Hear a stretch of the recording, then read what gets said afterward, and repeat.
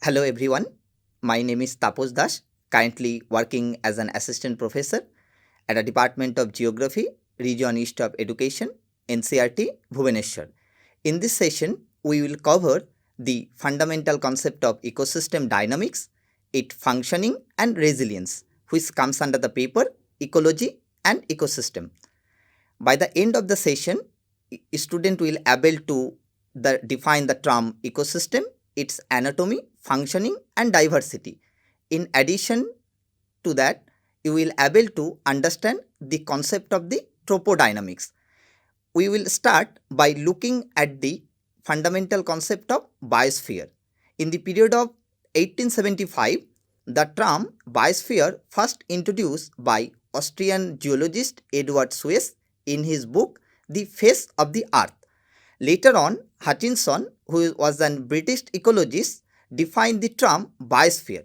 According to Hutchinson, the biosphere is the part of the Earth's surface where life is exist and support by the physical environment. Later on, the concept of biosphere was significantly developed and popularized by Russian scientist Blandarsky. He defined it is a global sum of all ecosystem, that is a thin layer on and around the earth where life is exist and actively interact with its non-living environment.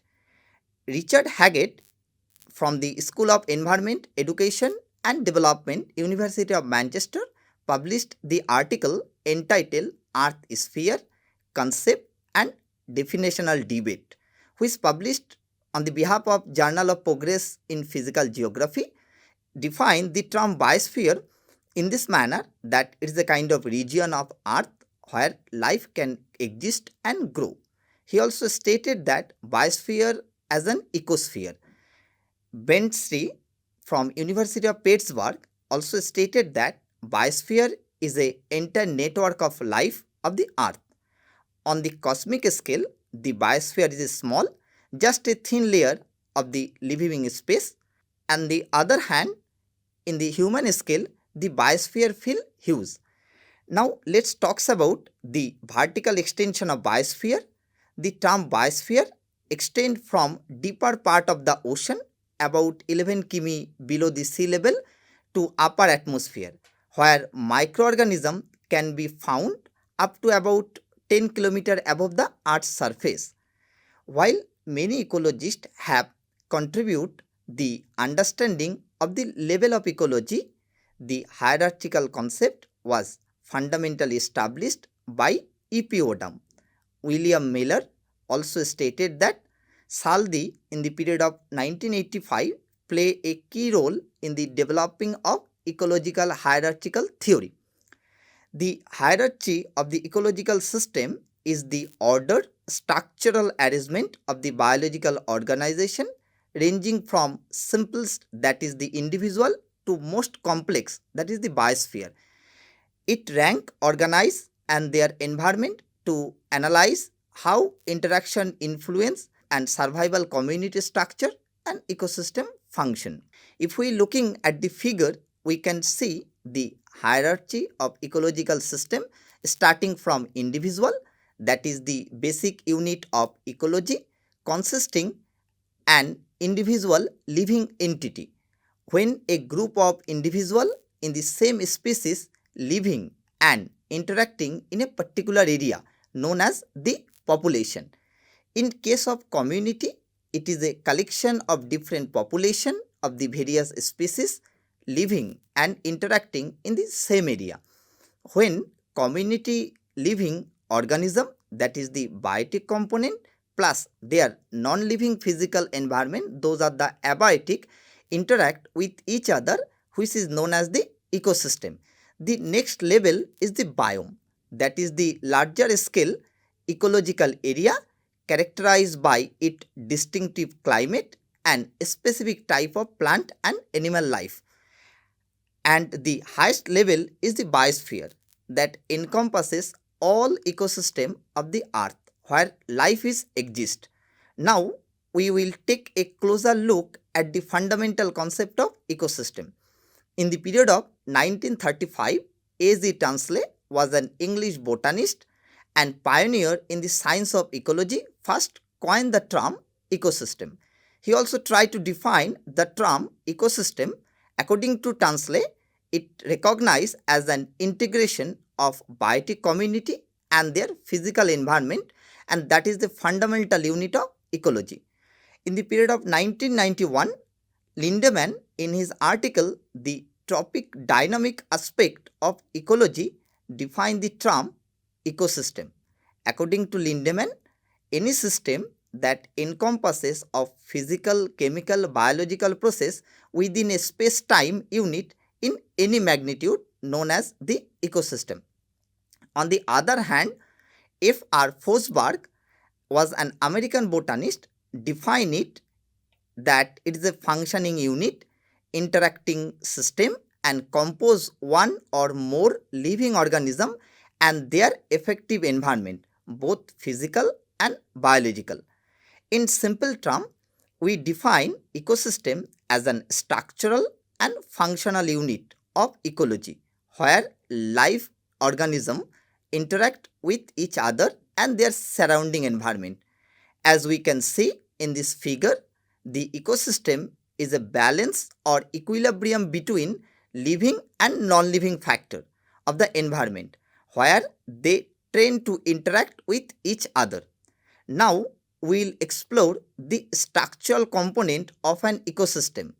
The ecosystem consists of two main interacting components. Number one, that is the biotic component, also known as the living element, and number two, that is the abiotic component, also known as the non-living element.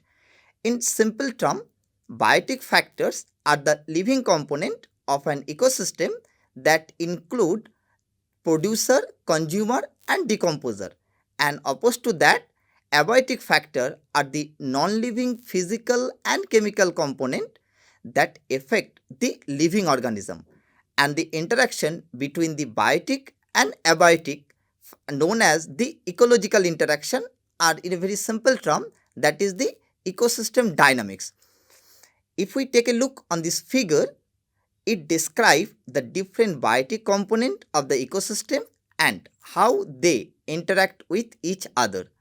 Now we'll discuss one by one. The autotroph, also known as the producer. Those are the organisms that produce their own food using sunlight, water, carbon dioxide and inorganic chemical. The autotroph, on the basis of their nature, divided into the two broad subgroup. One is photoautotroph, another one is the chemoautotroph.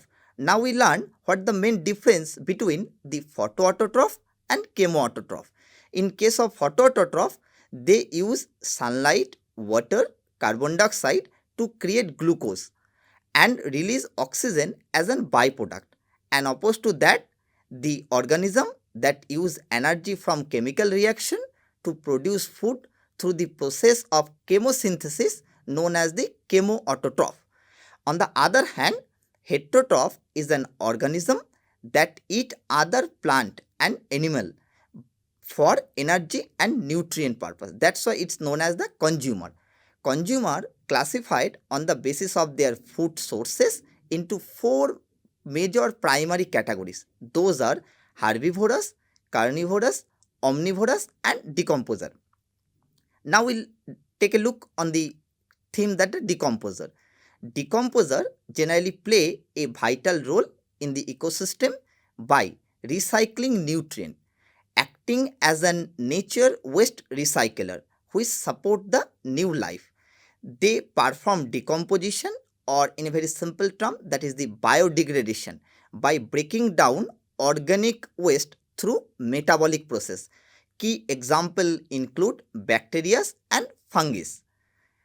And if we take a look on this figure, which describe the step of decomposition, starting from fragmentation, leaching, catabolism, humidification and mineralization.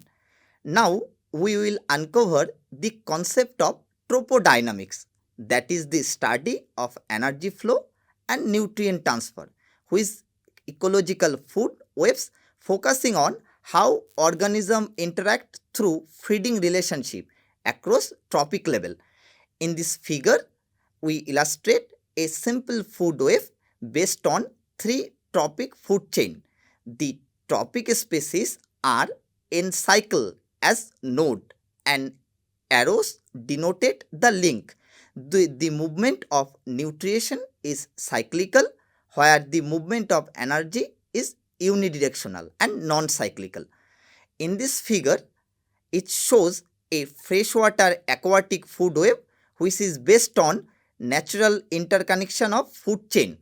In very simple term, food level are the hierarchical position of an individual species in a food web, starting from primary producer, that is the plant or algae, then move to primary consumer, that is the herbivorous, then secondary consumer, that is the carnivorous, to the apex predators. Lindemann also stated that during the transfer of energy from one trophic level to next trophic level in the ecosystem, only about 10% energy is stored, while approximately 90% is lost as an heat, respiration and other metabolic processes. There are three primary model of energy flow in ecosystem. Those are: number 1, that is the single channel model; number 2, that is the Y-shaped model; and number 3, that is the universal model. Now we learn one by one in more detail. In single chain model was developed by Odom in the period of 1956. This model shows a linear flow of energy from producer to herbivorous and to carnivores. This diagram depicts the single channel model in the ecosystem, where La shows light absorbed by the plant, Nu represent energy not used in the system, I denoted total energy input, A shows total assimilation, Pg and Np indicate gross primary production and net primary production. Next one is Y-shape, or known as the double chain energy flow model. It is a more realistic representation of energy flow movement in the ecosystem, specifically those with significant detritus based activities. In this figure, we illustrate two distinctive pathways of energy flow. Number 1, that is the grazing food chain, that is starting from energy flow from green plant to herbivorous to carnivores. Second one is the detritus food chain, starting energy flow from dead organic matter to decomposer to detritus and to higher consumers. Another kind of energy flow model is universal energy flow model. It focuses on energy budgeting, how energy is interact, assimilate, used for respiration and converted into the biomass.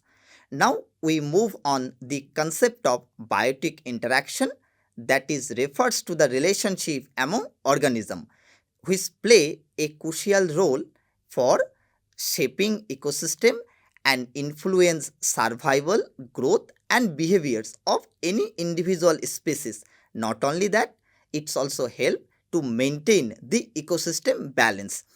So now we take a look on the concept of the biotic interaction, a complex network of interacting and overlapping food chain showing feeding relationship within a community as shown in this figure.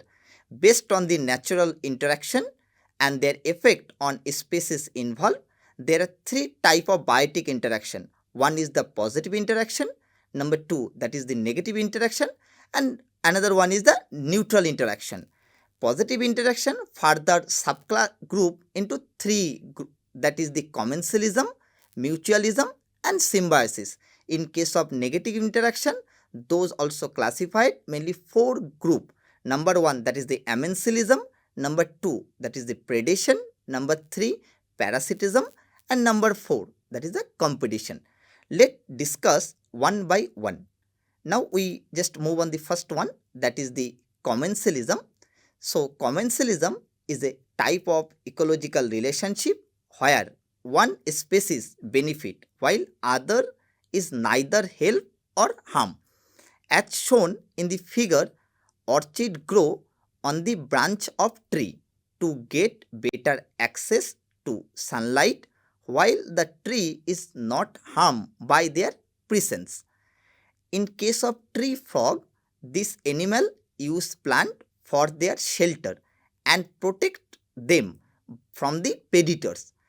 Another example is Barcelon, which atters the skin of whale, given them to substrata to live and access to nutrient rich, where without affecting the particular species.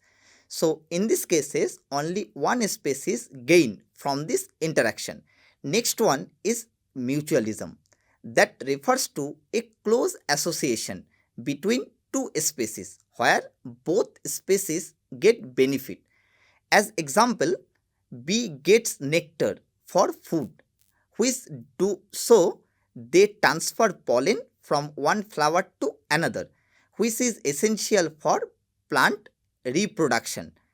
If we take another example, that is the ant that leave the holothron of acacia tree, which provide them with shelter. The ant in return protect the tree from herbivores and insects that try to eat it. Next one is symbiosis. This is a type of mutualism where the interaction between the species involved. So the interaction, that is interacting two species, cannot live without each other. For example, coral and zooxanthellae, they are mutual relationship. Next one is neutralism, which refers to the type of relationship between two species that do not interact, do not affect each other. For example, cactus and which are both highly adapted in living desert environment, but they have different survival strategy and ecological role. Now we will learn the concept of amensalism. So it is a kind of ecological interaction where one species is negatively impacted while the other remain unaffected. For example, black walnut. The tree release is a kind of chemical that known as the juglin, which is toxic to many other plant and preventing them from growing in the tree root zone. Next one is the predation. Predation is the basic mechanism of the concept of the flow of energy through the ecosystem, from the initial foraging for herbivores on primary producer through the apex predator. In simple word, predation is the interaction between the prey and predators.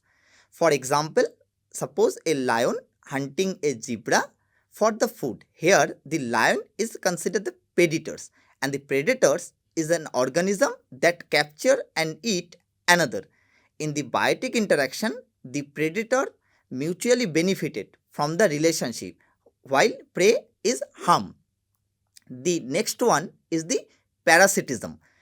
It is a kind of non-mutual relationship where the parasite gain and host is harm.